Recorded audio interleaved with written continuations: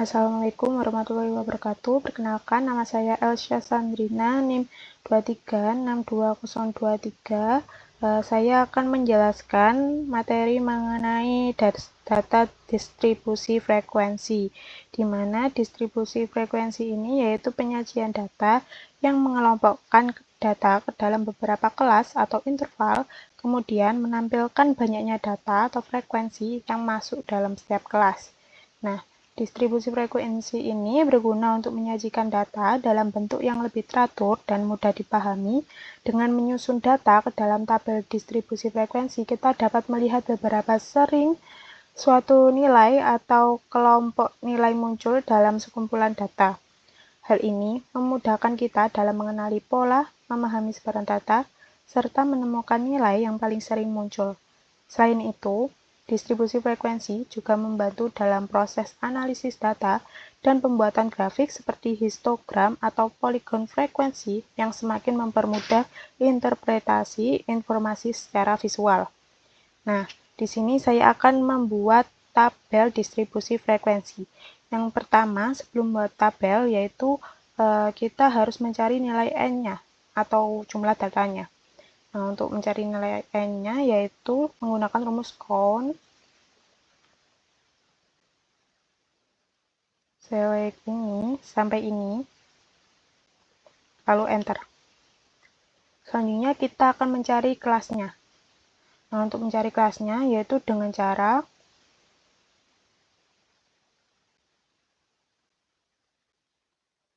satu plus 3,3 dikali log 10 dikali log 10 dengan number.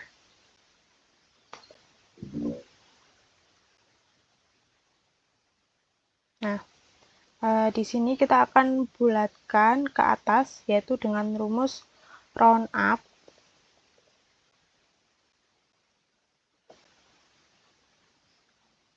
Dengan menggunakan titik 2 lalu 0 enter. Nah, di sini kelasnya ada 7. Selanjutnya yaitu kita mencari range-nya. Untuk mencari range-nya, kita terlebih dahulu harus mencari nilai max dan nilai minimumnya. Untuk mencari nilai max-nya yaitu pakai rumus max, select ini sampai ini, lalu enter. Untuk nilai min-nya yaitu sama dengan min, select ini sampai ini, lalu enter. Selanjutnya untuk range-nya yaitu sama dengan nilai max-nya dikurangi dengan nilai minimumnya, jangan lupa kurung,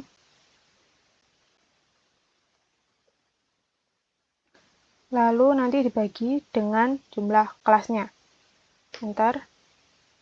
Hasilnya ini lalu kita bulatkan ke atas dengan rumus round up.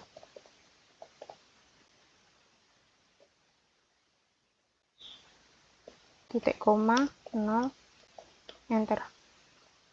Nah, untuk range-nya ada 8. Selanjutnya saya akan buat tabel distribusi frekuensi.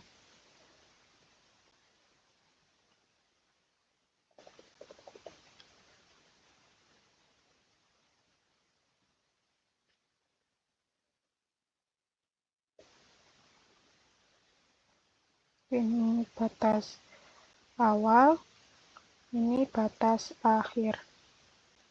Untuk batas awalnya yaitu 140, untuk batas akhirnya yaitu ini ditambah dengan range-nya yang tadi. Jangan lupa untuk dikunci. Enter. Ini juga yaitu ini ditambah dengan range-nya. Jangan lupa dikunci juga. Lalu kita tarik ke bawah di mana kolomnya ada 7 kolom dari kelasnya.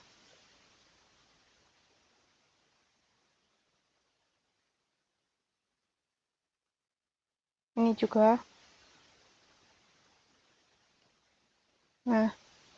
ini kenapa nggak dibulatkan ke 190 ya, karena ini bukan nilai realnya, maksudnya eh, kalau seandainya data memakai kayak nilai dari pelajaran matematika kayak ada yang 100, itu baru nilai 100 itu tadi. Kalau lebih kayak nilai matematikanya di sini bercantum 100, contohnya 150, nanti kita akan mengubahnya untuk nilai maksnya yaitu 100. Namun karena ini tinggi badan, jadi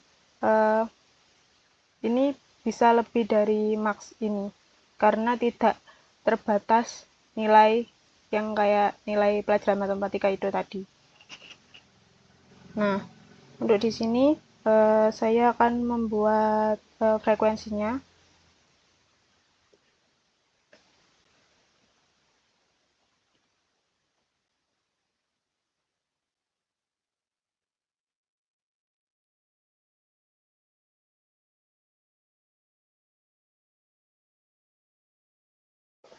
Frekuensi.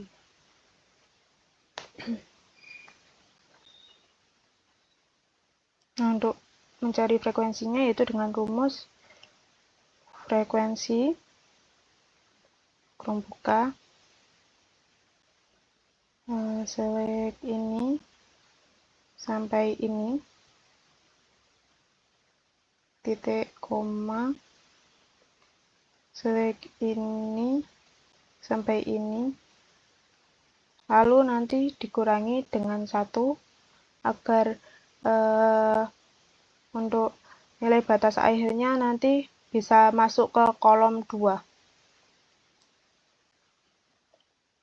lalu enter. Nah, untuk hasilnya seperti ini. Jadi tinggi badan siswa SMA yang tinggi badannya antara 140 sampai 148, ada 4 anak dan seterusnya. Baik, selanjutnya saya akan membuat kelompok, yaitu kita akan tambahkan kolom. Nah, ini kolom.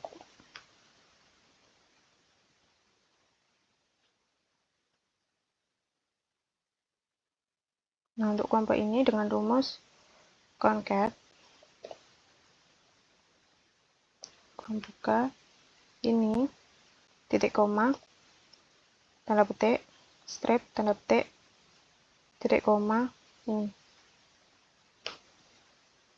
Jadi seperti ini. Seperti yang saya katakan tadi bahwa siswa SMA yang tinggi badannya antara 140 sampai 148 ada 4 orang. Nah, kita kasih warna.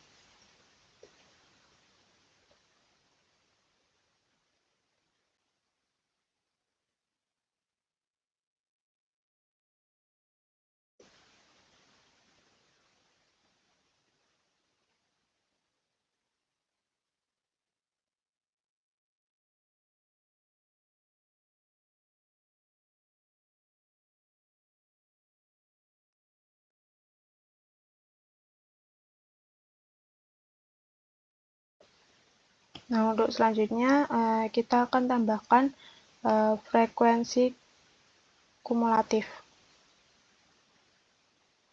yaitu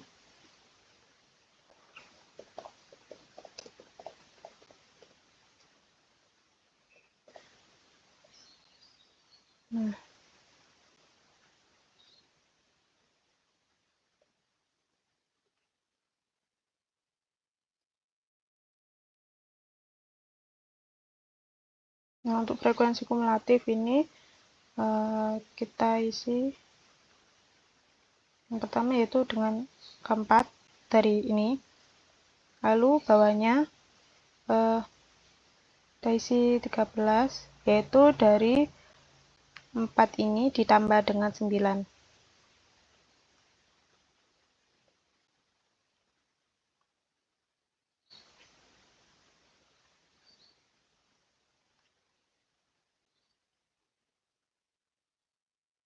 Nah, untuk ini yaitu jumlahnya 22 sama dengan 13 ditambah dengan 9.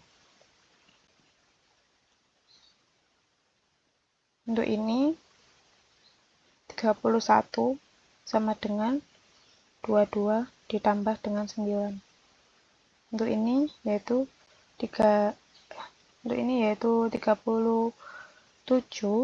sama dengan 31 ini ditambah dengan 6 ini.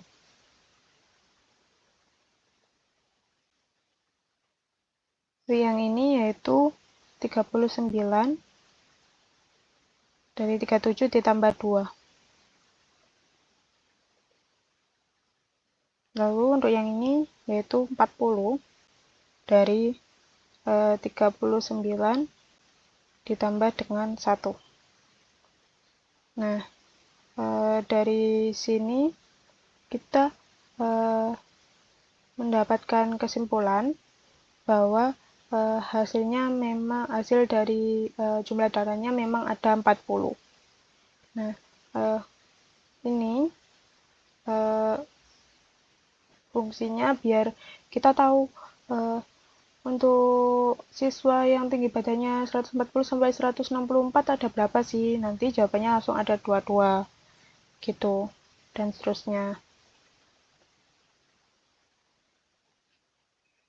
Karena kalau hanya frekuensi ini saja nanti kita akan kebingungan ke 104 siswa yang tinggi badannya 140 sampai 164 ada berapa. Jadi nanti kita hitung satu-satu gitu.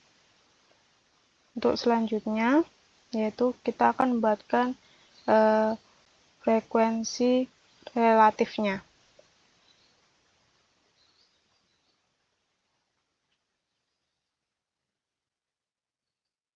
Frekuensi relatif.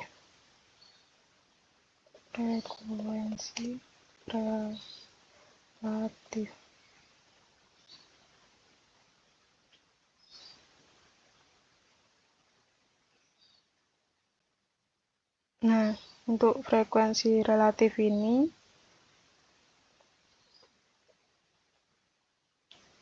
itu dengan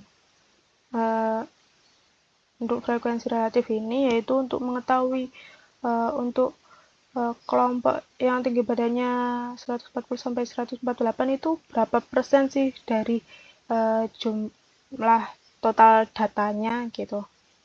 Ini dengan rumus 4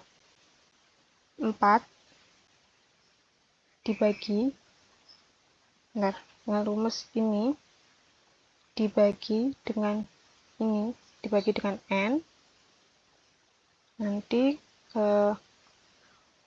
sama dengan enter. Nah, ini 0,1. Nah, untuk menjadikan persennya kita klik ini persentase. Nah, tuh untuk numbernya mungkin kita akan kasih belakang desimalnya 2 ya. Oke, untuk C10 nya jangan lupa di kunci enter. Nah, itu kita tarik sampai ke bawah. Nah, untuk hasilnya ini. Jadi untuk yang kelompok ini itu ada 10% dari total data ini.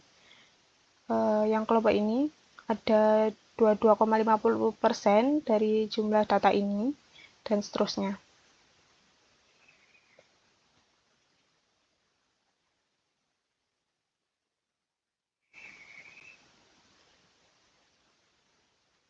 Nah, untuk selanjutnya saya akan membuat histogram dari data ini. Kita pilih insert. Saya memakai ini untuk datanya. Nah, untuk datanya kita select ini sampai ini, titik koma, sama ini sampai ini. Lalu enter. Nah, seperti ini kita bisa milih model yang kita mau. Saya pilih ini. Nah, ini tuh frekuensinya dan ini kelompoknya. Untuk judulnya saya akan beri judul histogram tinggi badan siswa SMA. Nah, seperti ini. Nah, agar ini baloknya tidak saling berjauhan, kita akan edit. Nah, untuk ini kita akan atur.